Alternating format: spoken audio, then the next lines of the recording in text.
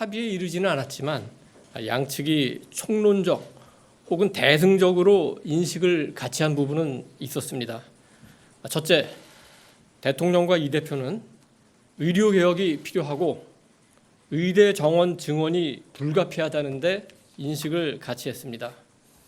이 대표는 의료개혁은 시급한 과제이며 대통령의 정책 방향이 옳다. 민주당도 협력하겠다. 이렇게 말했습니다. 둘째, 대통령과 이 대표는 앞으로도 종종 만나기로 했습니다. 두 분이 만날 수도 있고 또 여당의 지도체제가 들어서면 3자 회동도 할 수 있기 때문에 어떤 형식이든 계속 해나가기로 했습니다. 셋째, 민생이 가장 중요한 정치적, 정책적 현안이라는 데도 인식을 같이 했습니다. 다만 민생을 구체적으로 어떻게 개선할 것인지에 대해서는 대통령실과 여당, 야당 간의 정책적 차이가 존재한다. 여기에 대해서도 조금은 이견이 있다는 것도 확인은 했습니다. 대통령은 민생 협의를 위한 여야정 협의체 같은 기구가 필요할 수 있다고 말했고, 이 대표는 여야가 국회라는 공간을 우선 활용하자 이런 입장을 표명했습니다. 오늘 회동이 끝난 뒤에 참석자들은 2층 로비에서 기념사진을 촬영했습니다.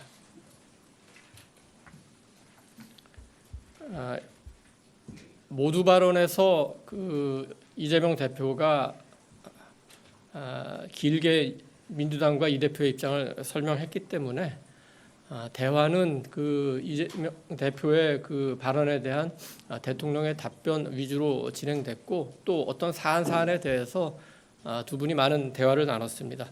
여러분이 가장 많은 관심을 가질 생계 지원금 관련해서 먼저 말씀드리면은 이 대표의 입장은 모두 발언을 통해서 충분히 전달이 됐고 대통령은 물가, 금리, 재정 상황 등에 미치는 영향을 종합적으로 고려할 때 지금 상황에서는 어려운 분들을 더 효과적으로 지원하는 방향이 바람직하다고 답변을 했습니다. 그 논의 과정에서 우리 정부가 지금 추진하고 있는 소상공인 지원 방안, 그다음에 서민 금융 확대 방안, 그리고 전세 사기 특별법 피해자 지원 방안 이런 거에 대한 설명이 있었습니다. 특히 소상공인 지원과 서민 금융 확대에 대해서는 우리 정부가 큰 규모로 지원을 하고 있고 지금 민주당에서 제기하는 부분은 거기에 추가로 지원을 요청하는 부분이기 때문에 정부가 추진 중인 정책을 먼저 시행하고 필요할 경우에 야당이 제기한 부분들에 대해서는 여야가 협의를 하면서 시행 여부를 논의하자 이런 취지로 논의가 지속이 됐습니다. 시간이 짧아가지고 제가 다 정리를 해오지는 못했는데 대체적으로 조금 강론적으로도 어떤 얘기가 오갔는지 조금 설명을 해드리겠습니다.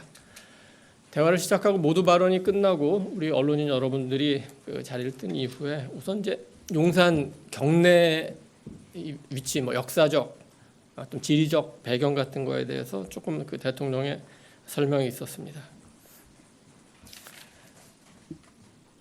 그다음에 이제 여야정 민생 협의체에 대해서 조금 얘기가 나왔는데 그 부분은 조금 전에 제가 앞서 설명을 드린 바와 같습니다.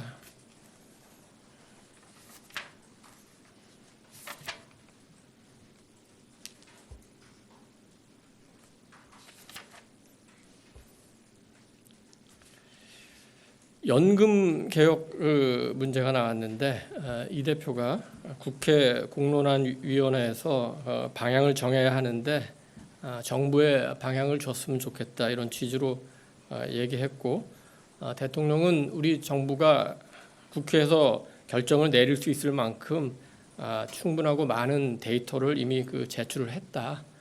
연금 개혁은 굉장히 중요한 문제이기 때문에 이 부분은 계속 양측 간의 협의가 있을 것 같습니다.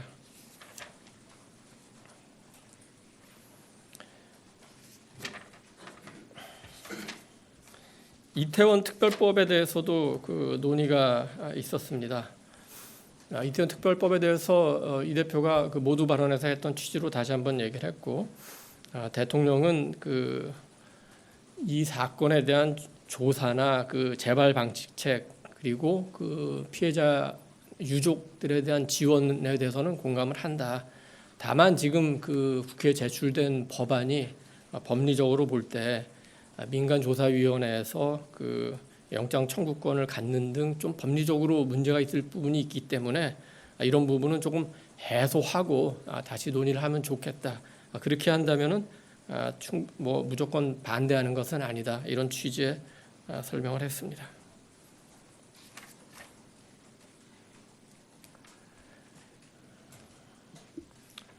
회담을 마치면서 조금 덕담이 오가기도 했습니다. 이재명 대표는 초청해 주시고 여러 가지로 배려해 주신 데 대해서 감사하다고 인사했고 대통령은 자주 보자 이렇게 화답을 했습니다. 네, 이상입니다. 대통령님 오랜만입니다. 아이고 감사합니다. 네. 잘 계셨어요? 그럼요. 선거 운동하느라고 아주 고생이 많으셨어요. 아주 한번 해보세요.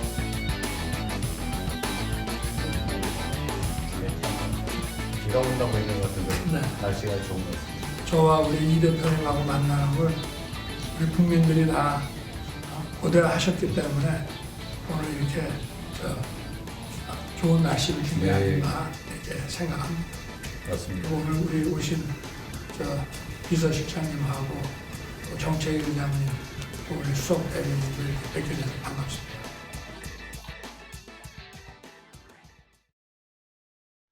자, 윤석열 정부 들어서 첫 영수회담 오늘 열렸고요. 방금 전에 끝났습니다. 그리고 앞서서 대통령실의 브리핑 내용까지 여러분께 바로 속보로 전해드렸는데요. 그리고 민주당도 지금 브리핑을 준비하고 있다 그러거든요. 근데 조금 시간이 필요해서 지금으로 보면은 오후 5시 30분 경쯤 넘으면 민주당도 브리핑을 한다고 지금 알려지고 있는 상황입니다. 자, 오늘 윤석열 대통령과 이재명 대표의 영수회담 그 결과 그리고 향후 전국에 미칠 영향까지 지금부터 집중 분석해 드릴 텐데요. 오늘 특별히 두 분 모셨습니다. 지금 제 양쪽으로 앉아 계신데요. 우선 김영우 전 국민의힘 국회의원 나와 계시고요. 그리고 맞은편에는 박수현 더불어민주당 당선인 나와 계십니다. 안녕하십니까? 예. 자, 오늘 급하게 모셨는데 우선 감사 말씀 드리고요. 앞서서 잠깐 이 윤석열 대통령과 이재명 대표가 만나는 모습 그리고 그 앞서서는 대통령실의 브리핑까지 전해 들었는데 우선 궁금한 게 있어요. 우선 화면을 좀 보겠습니다. 오늘 장면을 좀 정리한 이 화면이 좀 있습니다. 여기 보시면 이런 모습으로 용산의 대통령실 집무실에서 이렇게 열렸는데 원형 테이블에 이렇게 앉아 있는 모습인데요. 가운데 윤석열 대통령과 이재명 대표가 이렇게 앉아 있고요. 우선 윤석열 대통령 옆으로는 정진석 비서실장 그리고 홍철호 정무수석, 이동훈 홍부수석이 자리했고요. 그리고 맞은편에는요. 이재명 대표 옆에는 진성준 정책위 의장 그리고 천준호 비서실장 그리고 박성준 수석 대변인 이렇게 앉아서 회담을 했는데 김영우 전 의원님. 네. 오늘 사실은 이 영수회담 표현은 여러 가지가 있어요. 그냥 단순히 회동으로 표현하는 경우인데 영수회담의 통칭 불리는데 2시 4분 정도에 시작을 해서 오후 4시 14분, 그러니까 2시간 10분입니다. 지금 정치권이나 언론에서는 이거 예상보다 좀 길었다라고 반응이 나오는데 이 정도 시간이 걸릴 걸 예상하셨어요? 예상할 수 있었죠. 왜냐하면은 의제가 미리 사전에 조율되지 않았고, 예. 그다음에 이재명 당대표가 A4 용지 굉장히 여러 장에 이제 하고 싶은 말들을 다 적어오지 않았습니까? 예. 그래서 모두 발언 시작하면서 야 이거는 오래 가겠다. 아닌 게 아니라 모두 발언 자체도 굉장히 길지 않았습니까? 지금 나오는 거는 한 18분 정도 읽었다고 좀 계산이 돼요. 그렇죠. 거의 20분 가까이 제가 보기에는 거기에 완전히 그 내용만 보더라도 우리나라 대한민국이 안고 있는 모든 중요한 문제를 거의 다 담았습니다. 그리고 완전히 그 정치학 개론에 버금갈 정도의 예. 법치주의가 어떻고 삼권 분립이 어떻고 통치 행위가 어떻고 그다음에 이제 그 핵심은 지난 2년 동안 정치는 실종되고 지배와 통치만 있었다라고 하는 민심이 있습니다. 그런 평가가 있습니다. 라면서 일단 이재명 대표가 대통령에게 일격을 가했죠. 그러니까 이게 총선 이후에 예. 그러니까 총선이라고 하면은 여야 간의 일대 전쟁 아닙니까? 그러니까 전쟁을 치르고 난 다음에 열리는 영수회담이라는 게 이 정도로 총선에서 실패한 쪽 이번에는 국민의힘이고 그다음에 또 대통령이죠. 그렇기 때문에 대통령으로서는 엄청나게 부담을 안고 있는 어떻게 보면 떠밀려서 하게 된 영수회담의 그 면모를 보여준 거죠. 그러다 보니까 이게 길 수밖에 없었고 의제가 많았고 저는 뭐 모두 발언 들으면서 이거 2시간은 최소한 넘겠다 생각은 했습니다. 지금 인사를 하고 앉아서 얘기를 하는데 가벼운 대화가 지나자마자 이재명 대표가 딱 종이를 하나 꺼내죠. 두툼한 뭔가 인쇄물이었어요. 그걸 들고 있는 모습까지 오늘 나왔었는데 자 박수현 더불어민주당 당선인이 나와 계신데요. 일단 청와대 근무를 좀 해보셨잖아요. 이런 영수회담을 할 때는 통상 배석자는 어떻게 정합니까? 그러니까 그 만남은 이제 성격에 따라서 배석자가 달라지죠. 우선 그 비서실장은 기본으로 양측에서 이제 배석을 해서 정진석 대통령실 비서실장과 이재명 대표의 천준호 비서실장이 참석을 한 것이고, 그다음에 이제 이 문제를 잘 정리를 회담의 내용을 정리를 해서 국민께 보고할 소위 홍보 라인, 대변인 라인이 이제 배석을 하는데 이 회담의 성격상 이제 수석 대변인과 청와대 이도훈 홍보수석이 무게 있게 이제 배석을 한 것이죠. 다만 오늘 이제 특징은 천준호 비서실장과 정진석 비서실장 위치가 약간 다르죠. 이재명 대표 바로 옆에는 진성준 정책위의장이 있고 그다음에 그 옆에 이제 비서실장이 있는데 윤석열 대통령 옆에는 정진석 비서실장이고 그 뒤에 이제 홍철호 그렇습니다. 지금 정무수석 사진이 다시 있잖아요. 나오는데 그러네요. 옆에 윤석열 대통령 옆에는 정진석 비서실장, 이재명 대표 옆에는 진성준 정책위 의장. 그렇습니다. 그래서 아마 민주당 입장에서는 오늘 그 이재명 대표가 윤석열 대통령께 모두 제가 우선 언뜻 정리를 해봐도 10가지 요구를 한 것입니다. 그래서 10대 요구사항 이렇게 정리되지 않을까 이렇게 보는데 그런 것들이 주로 이제 정치적 사안도 있지만 대개가 민생의 어떤 정책 과제들이 많이 있기 때문에 아마 민주당에서는 진성준 정책위 의장을 이재명 대표 바로 옆에 배석을 시키는 것이 아닌가 이렇게 해석해 볼 수 있겠습니다.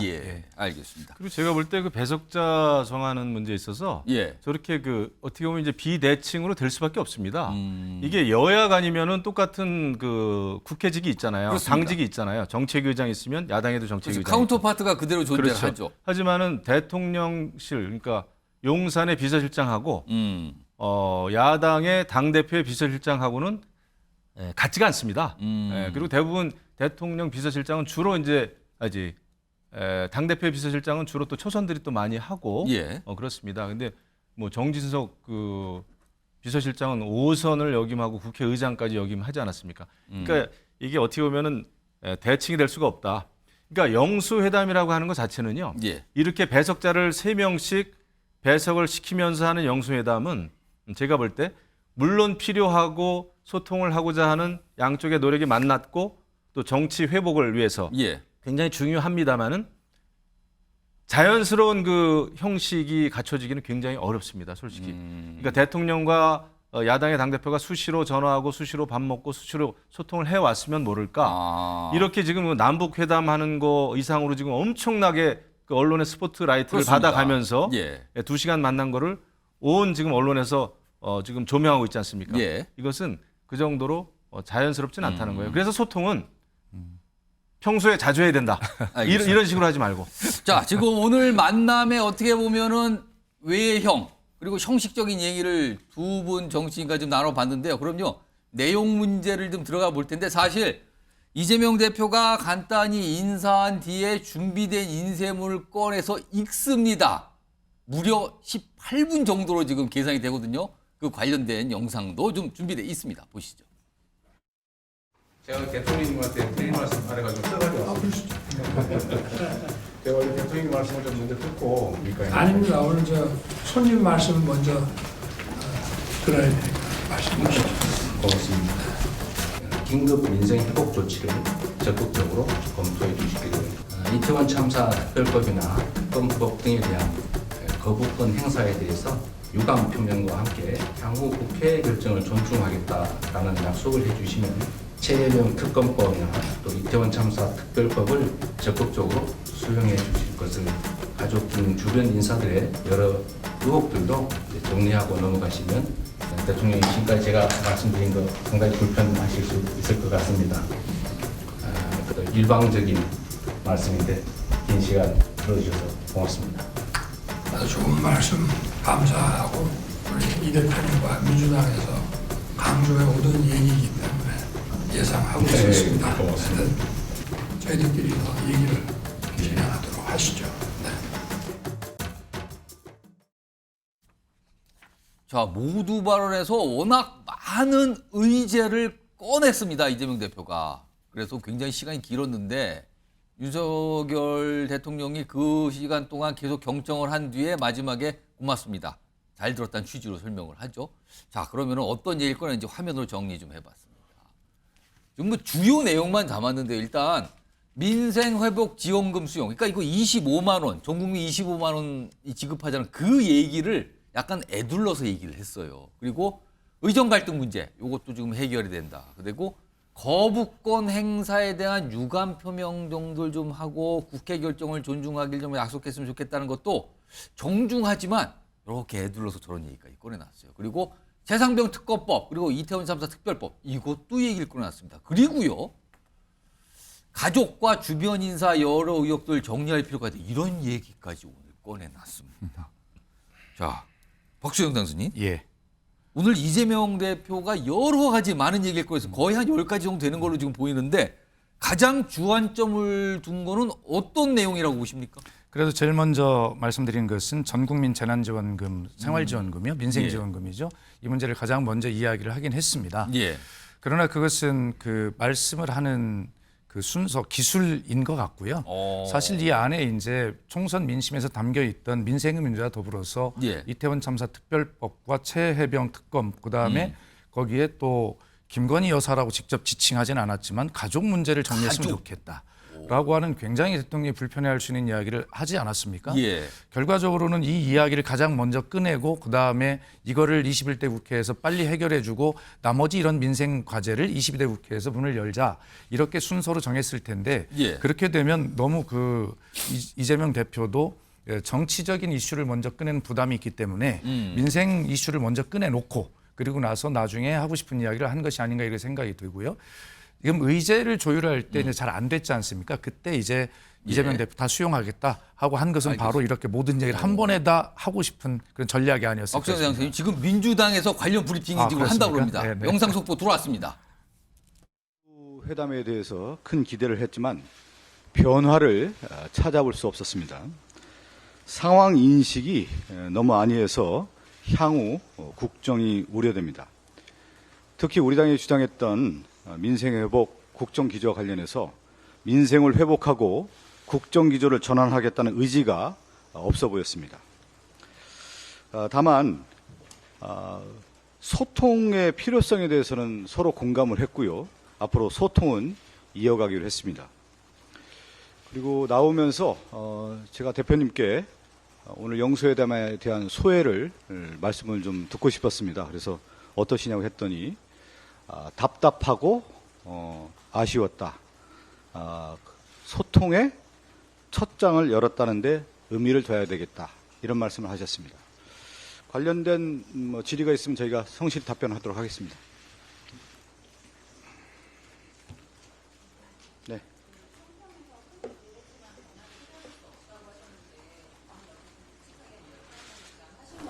네네.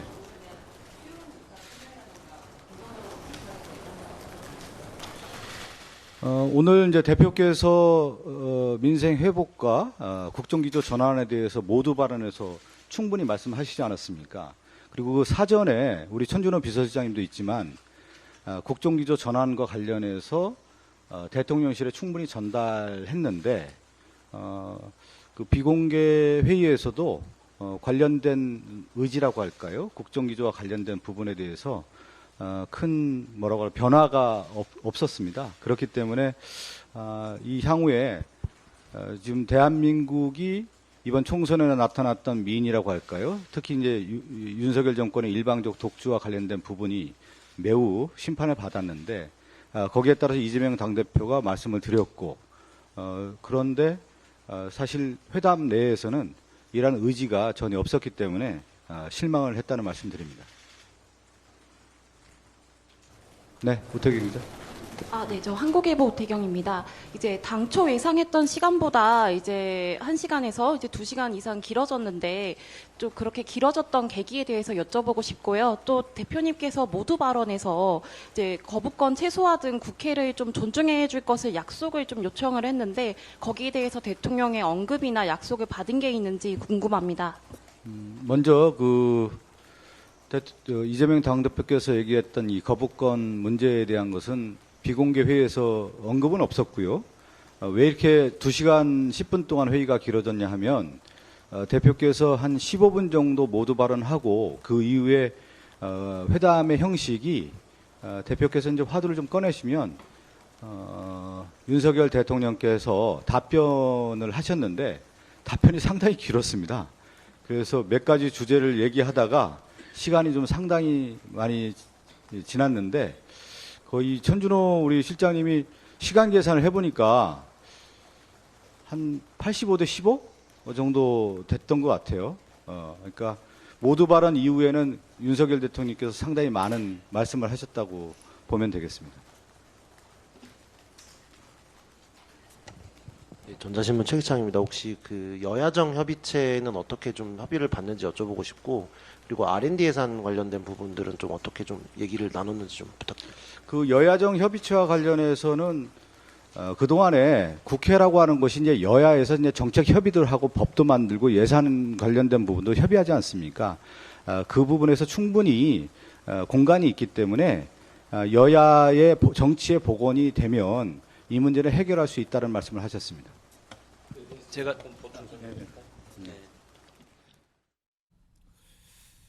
김영우 전 의원님. 민주당 앞서서 대통령실의 이도훈 홍보수석의 브리핑 내용을 듣고요. 그리고 지금 민주당의 박성주 수석대의 브리핑 내용을 들었는데 약간 좀 내용이 다르죠. 우선 민주당에서는 뭐 인식이 좀 아니하다 보니까 만나고 보니까, 그리고 이재명 대표가 이렇게 얘기했다고 그러죠. 답답하고 아쉬웠다. 다만 뭐 소통의 첫장을 열었다는 의미는 있다. 이렇게 반응이 나오는데 이거 어떻게 들으셨습니까? 그거는 미리 저는 정해진 멘트라고 생각을 합니다. 이런 반응은 오늘 영수회담의 가장 중요한 점은 예. 민주당으로서는 이재명 대표로서는 모두 발언이에요. 지금 지난 2년 동안 뭐 국정 스타일이 어떻고 무슨 거기 뭐 삼권 분리 법치주의 얘기하고 거부권에 대한 것도 있고 모든 게 다 나오지 않았습니까? 정치가 실종됐고 지배와 통치만 하셨다. 그런 평가를 지금 받고 계십니다. 그리고 할 얘기를 다 했고 이제 비공개 회담으로 전환되고 나서는 뻔하죠. 왜냐하면 여러 가지를 던졌기 때문에 그 던진 돌에 대해서는 대통령으로서도 설명을 또 해야 될 거 아닙니까? 그렇겠죠. 국정 운영의 어떤 기본 방향이 있는 건데, 그렇기 때문에 이것은 예고된 예측할 수 있는 결과다 이렇게 보고 답답하거나 아쉬웠다라고 하는 것은 저는 좀 레토릭이 아닌가. 하고 싶은 얘기를 다 했잖아요. 모두 발언에서 전 국민이 들을 수 있는 그 언론을 통해서 모두 발언에서 쏟아냈습니다. 그리고 나서 이제 돌아와서 박성준 수석 대변인이 얘기하는 게 딱 그렇잖아요. 변화의 기미를 찾아볼 수 없었고 상황 인식이 매우 아니했다. 이 얘기를 하고 싶었던 거죠. 그러니까 지금 이것은 우리가 영수회담이라고 하는 굉장히 중요한 이벤트를 끝냈지만은 어쨌거나 뭐 횟수를 붙이자면 1차 영수회담이 되겠는데 저는 지금 현재의 여야의 현 주소를 여야 관계의 현 주소를 보여주는 그런 영수회담이었다. 뭐 그거죠. 박시원 당선인께는요. 일단 긍정적인 반응을 찾자면 소통의 첫 장을 열었다는 의미 정도는 있다. 이 소통 얘기는 사실 대통령실에도 아까 브리핑할 때 소통 얘기를 했거든요. 이번에 소통하는 자리를 마련했다. 이런 취지를 공통적으로 나왔어요. 그러면 역시 첫 번째 영수회담은 서로 만나서 얼굴을 받고 각자의 의견을 듣고 답변을 듣고 뭔가 소통을 시작했다. 이 정도의 의미를 좀 찾아야 되는 겁니까? 그러니까 처음에 뭐 이런 서로의 설명을 듣지 아니해도 만나기로 돼 있다라고 하는 순간 제가 청와대 대변인과 국민소통 수석을 지낸 사람 입장에서 보면 이런 멘트가 나오겠다라고 충분히 예상이 이건 되는 충분히 거죠. 예상된 브리핑 결과가 나온 거예요. 그렇습니다. 그럼요? 예, 뭐 그런 것이고 이재명 대표는 답답하다라고 했는데 우리 김영우 의원님께서 이제 하고 싶은 말씀은 다 하셨지만 답답하다고 한 레토릭이다 이런 말씀하셨는데 사실은 야당 대표가 자기가 하고 싶은 이야기를 속 시원하게 언론 앞에서 국민 앞에 했다고 해서 시원하다고 할 수는 없죠. 다만 국민을 대신해서 민심의 총의를 전달한 것이기 때문에 예. 대통령으로부터 그중에 한두 가지라도 국민께 설명드릴 수 있는 시원한 답이 나와야 되는 답이 나온 게 거의 없어요. 제가 보니까. 그런 측면에서 보면 좀 답답하다라고 말씀을 하실 수밖에 없는 그런 상황이고 예. 앞에 이제 이재명 대표가 다만 앞으로 자주 소통을 이제 하게 될지 어떨지는 모르겠어요. 지금은 예. 서로 덕담 차원에서 앞으로 자주 보자라고 하지만 결과적으로 전국 상황에 따라서 여야정 협의체를 하기로 약속해놓고도 안 되는 거거든요. 이게.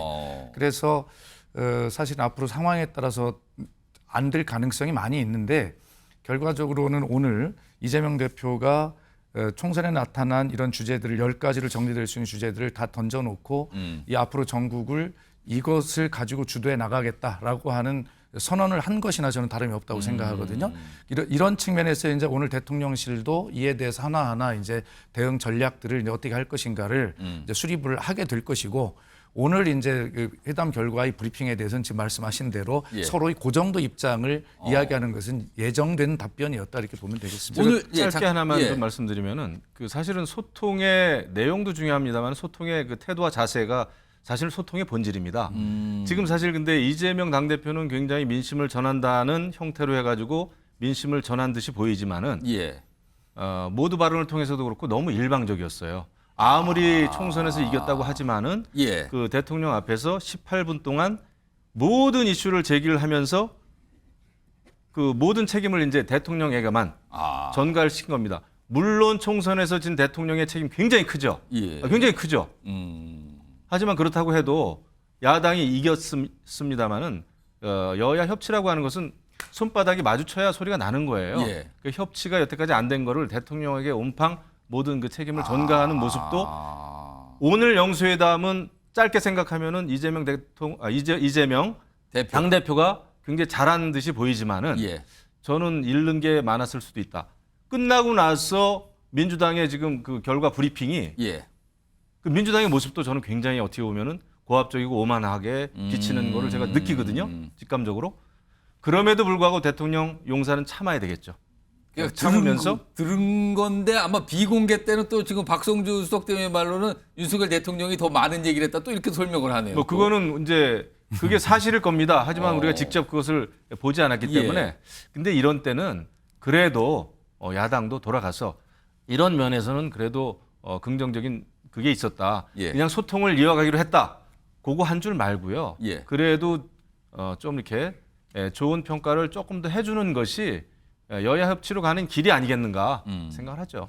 제가 볼 때는 예. 야당의 그 모습도 아쉽네요. 오늘 사실은 뭐 아까 박성준 수석 대변인 한 14부인데 언론에서 이제 출입하는 기자들의 이 계산을 해보니까 한 18분 정도 됐다 그래요. 그리고 마지막에 모든 그 의제에 대한 얘기를 꺼내놓고 이재명 대표가 일방적인 말씀인데 긴 시간 들어주셔서 고맙다라고 본인이 그런 또 설명을 했어요. 그래서 근데 한꺼번에 이렇게 모두 발언하는 거는 인사말 정도고 간단하게 이렇게 하는 정도로 끝나는 게 통상인데 굉장히 긴 시간에 본인 스스로 일방적이라고 표현할 정도의 모두 발언을 길게 얘기한 거 박지원 당선인 이거 어떻게 좀 봐야 됩니까? 그러니까 아까도 제가 잠깐 말씀드리다 말았는데 서로 예. 의제 조율을 하다가 두 차례 실패하지 안 됐습니다, 않았습니까? 그게. 그때 이재명 대표가 통 크게 그런 거 다 내려놓고 그냥 일단 만나겠다라고 할 때 이재명 대표는 제가 볼 때 이런 계산을 했을 거라고 봅니다. 이렇게 얘기를 해야겠다라고. 그러니까 의제 조율을 했으면 굉장히 제한적으로 두세 가지나 그 이야기밖에 할 수 없는데 오히려 잘 됐다. 의제 조율이 안 됐으니만큼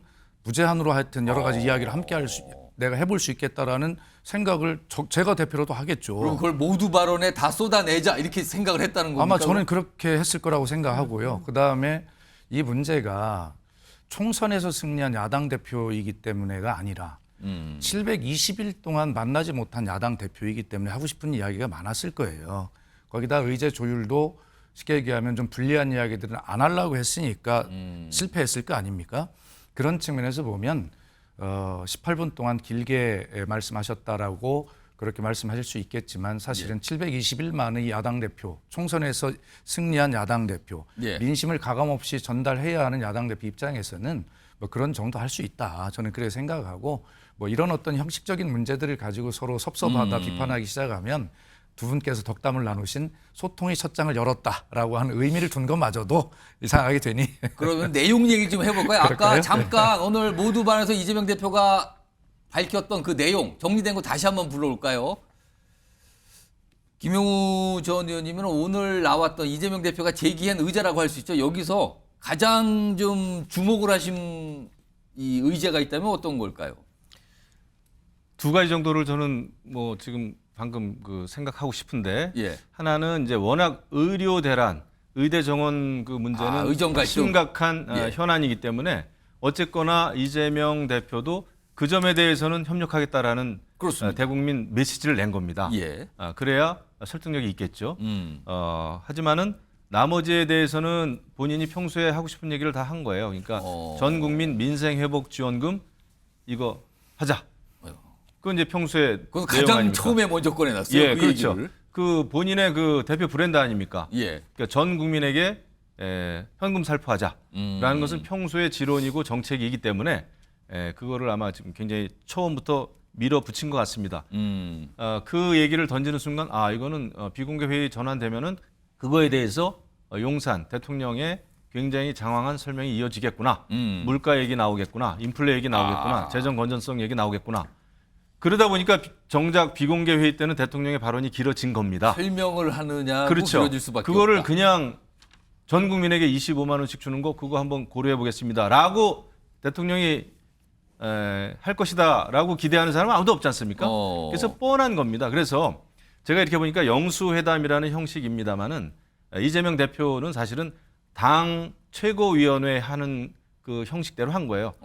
당 최고위원회 뭐 합니까? 다 언론 다 있을 때 읽습니다. 모두 발언하잖아요. 읽습니다. 당 길게. 대표 모두 발언하고 예. 최고위원들 돌아가면서 모두 발언하잖아요. 그다음에 정작 비공개 회의 전환되면은 별로 얘기를 많이 안 하는 게 여든 야든 현재 최고위원 회의거든요.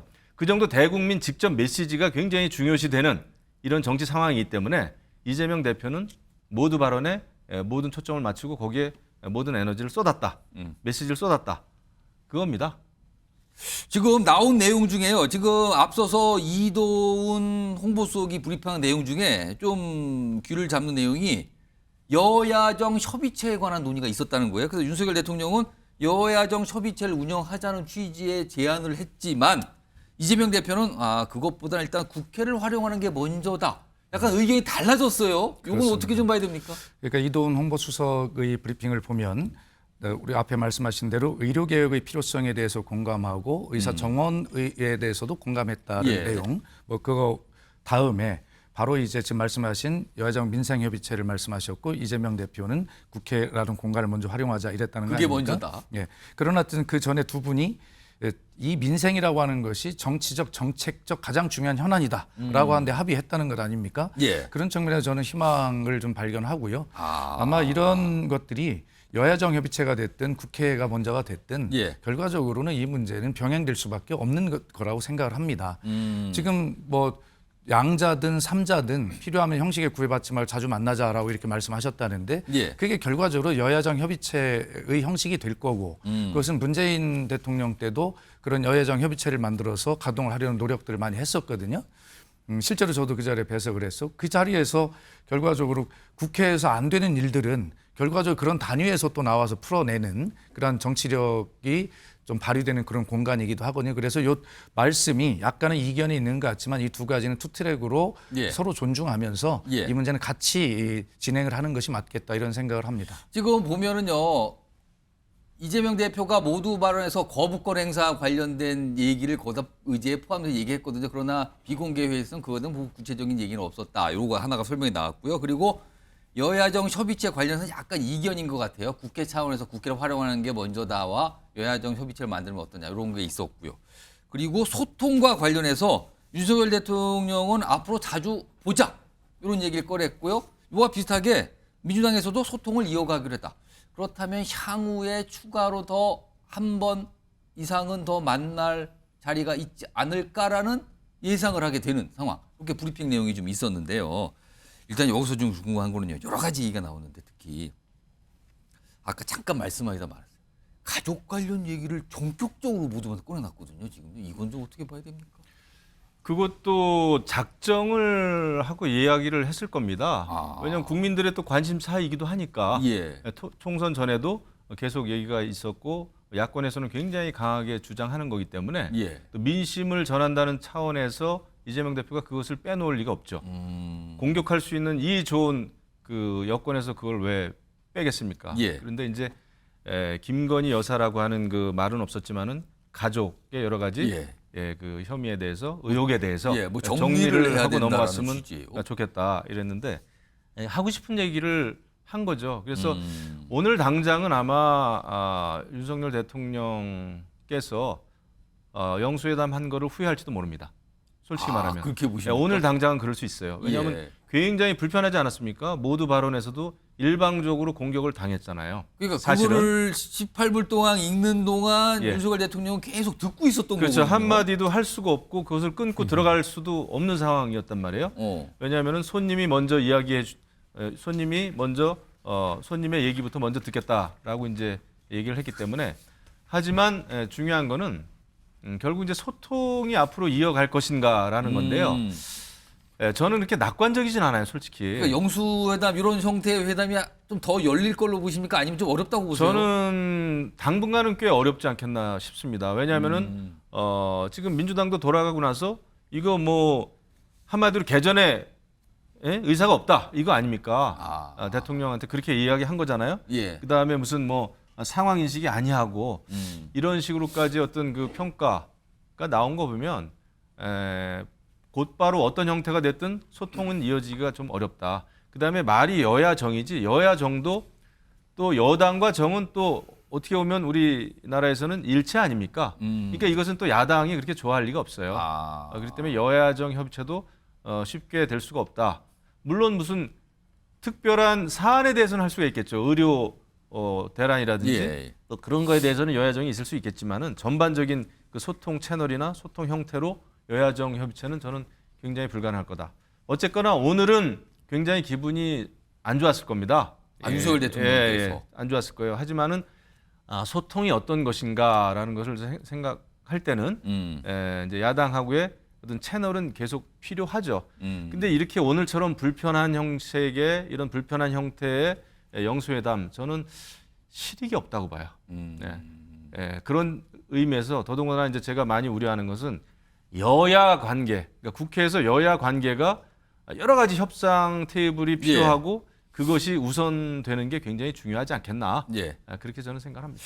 박수영 장생 오늘 이 영수회담이 끝났어요. 예. 그리고 여러 가지 평가가 나올 거예요. 그리고 반응도 나왔는데 향후에 대통령과 야당의 관계, 여당과 야당의 관계에 미칠 영향은 어떻게 좀 전망을 해야 될까요? 저는 뭐 별로 큰 영향은 없을 거다 생각을 하고요. 오늘 그 이재명 대표가 작심하고 이야기한 10대 의제 이거에 대한 대통령의 발언 내용을 보면 거의 응답한 것이 없거든요. 그렇기 때문에 박성준 수석 대변인이 어떤 국정 기조 전환의 기미가 의지가 없다 이렇게 이제 평가를 한 것인데 사실 지난번에 이제 작년 10월입니까? 그 강서구청장 재보궐선거 이후에 대통령은 국민의 말씀은 늘 옳다 이렇게 말씀하시면서 변화의 어떤 의지를 보였지만 결과적으로 이번 총선에서 더 큰 회초리를 맞은 것을 보면 변하지 않았다는 이야기고 또 그 총선이 결과로 만나게 된 이것에 대해서 국민의 목소리에 대해서 응답하지 않으신 것을 보면 앞으로도 그렇게 크게 변할 것 같지는 않아요. 그렇기 때문에 저도 김영우 의원님처럼 앞으로의 여야 영수회담이라고 하는 이것이 뭐 크게 그렇게 뭐 더 열릴 것 같지 않은 그런 사항으로 보고 다만 대통령실 입장에서는 어떤 그 기자회견이나 그 전에 이제 중단했던 도어 스태핑이나 이런 어떤 새로운 소통의 방법을 강화하면서 총선에서 나타난 민심에 응답하려고 하는 그러한 어떤 노력을 하는 것이 훨씬 더 유리하겠다라고 하는 생각을 하게 될 것 같습니다. 지금 다시 한번 정리드리면 오늘 많은 의제를 이재명 대표가 모두 발언을 통해서 내놨고요. 그리고 비공개 회의로 전환이 되면서 윤석열 대통령의 설명과 답변이 길게 있었다. 이렇게 지금 보이는 상황입니다. 일단 간단히 정리하면 연금개혁 또는 연금개혁과 의대 정원 증원 문제에 대해서는 뭐 윤석열 대통령과 이재명 대표가 의견 접근이 꽤 있는 걸로 보여요. 공감하겠다, 협조하겠다 이런 얘기가 나왔거든요.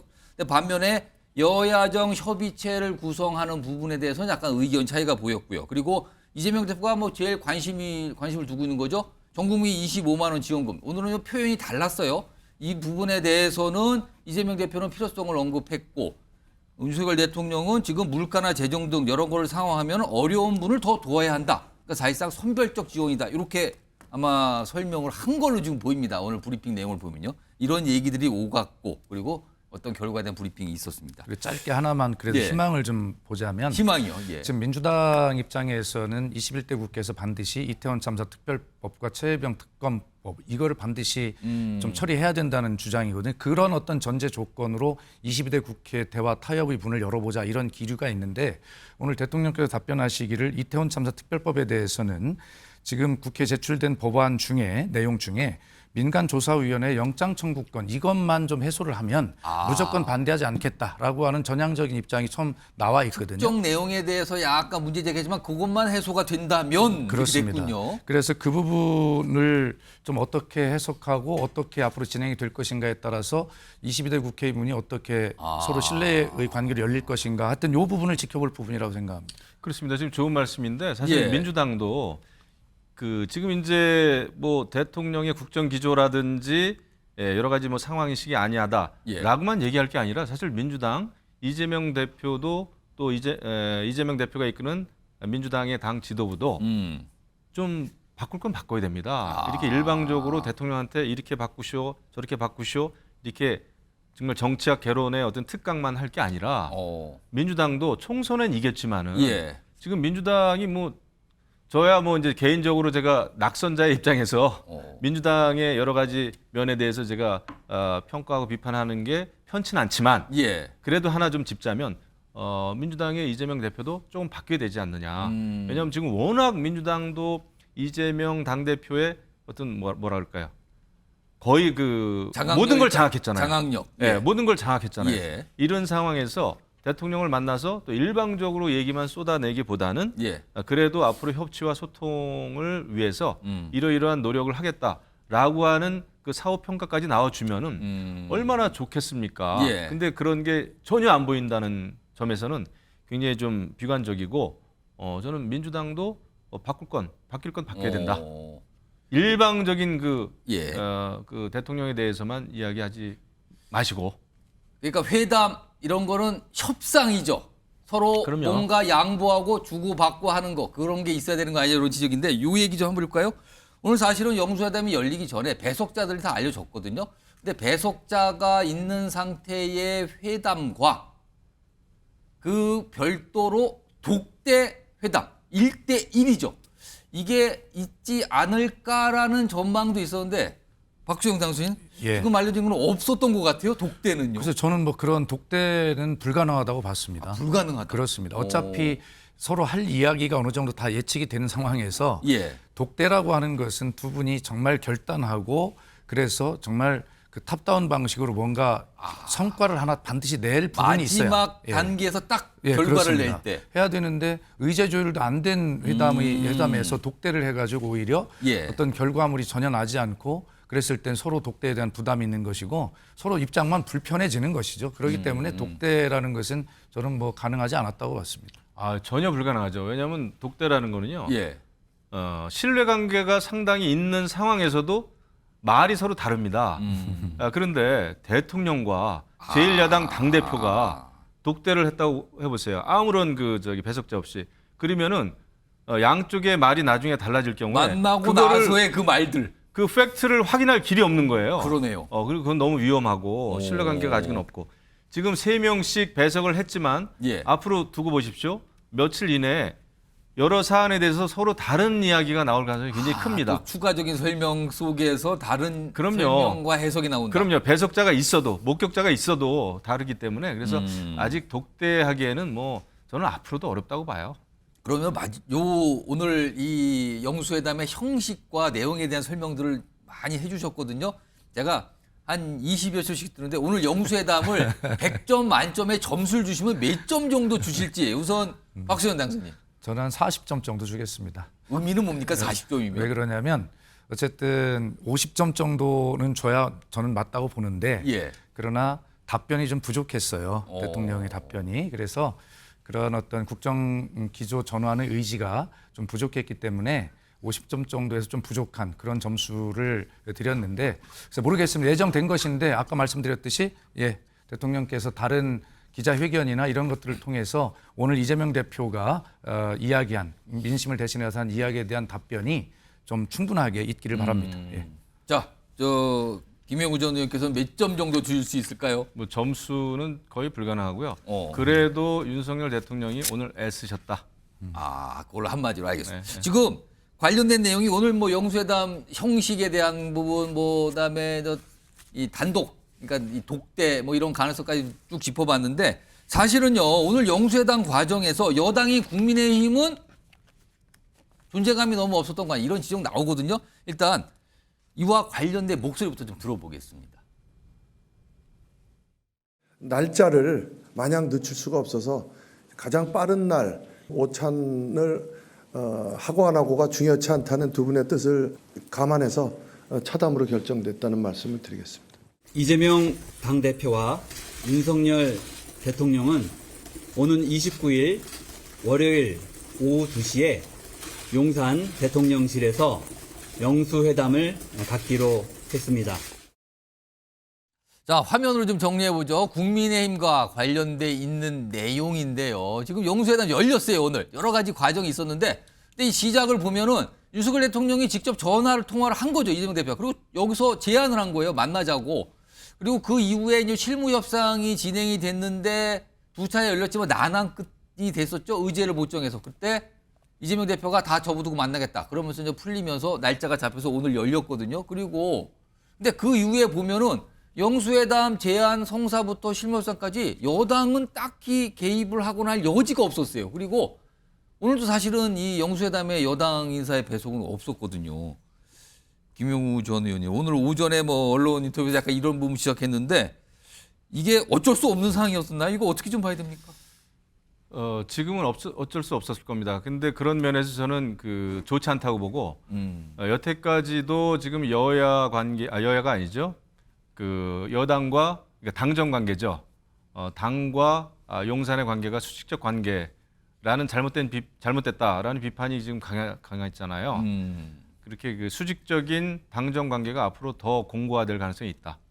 이제는 여당에서도 국회에서 여야가 테이블에서 여야 협상을 해야 되는데 오히려 이렇게 되면은 만약에 영수회담 이런 게 앞으로 필요하겠습니다마는 이게 가지고 올 후폭풍은 여당이 완전히 배제가 지금 된다는 오늘 거죠. 만나고 나서 대통령실과 민주당의 브리핑 내용은 소통을 계속 이어가자는 취지로 나왔거든요, 지금요. 그러니까 이제 최소한 배석자에서 여당의 정책위 의장이든 원내대표든 수석 원내 부대표든 들어가는 게 맞는 거예요. 이것을 그냥 용산의 홍보수석 브리핑이나 받고 이렇게 여당이 해서는 안 되는 거죠. 그렇지 않아도 여소야대 때문에 지금 여당 국민의힘이 레임덕 올 가능성이 너무나 큰데 저는 그거를 염려했기 때문에 이런 식의 포맷은 안 된다라는 얘기를 했던 겁니다.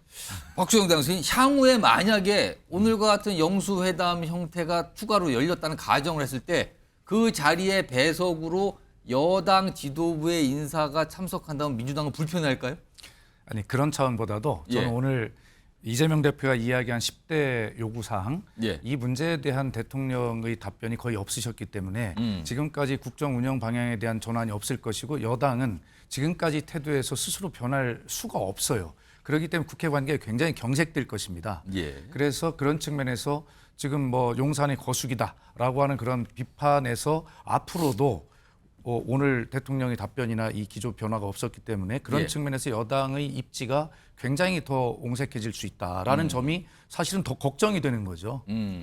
저는 그런 측면에서 앞으로 여야 관계가 더 경색될 것이다라는 것을 염려하는 것입니다. 지금 두 분 말씀하신 제가 마지막으로 갑자기 들은 질문인데 이거 굉장히 사실 중요하고 많은 분들이 물어보세요.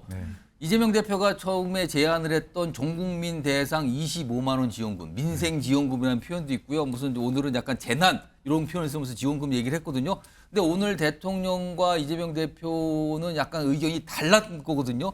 이게 향후 어떻게 좀 해결이 될 것 같습니까? 김용우 좀. 그 전 국민 25만 원 지원에 대해서 정부는 계속 반대할 겁니다.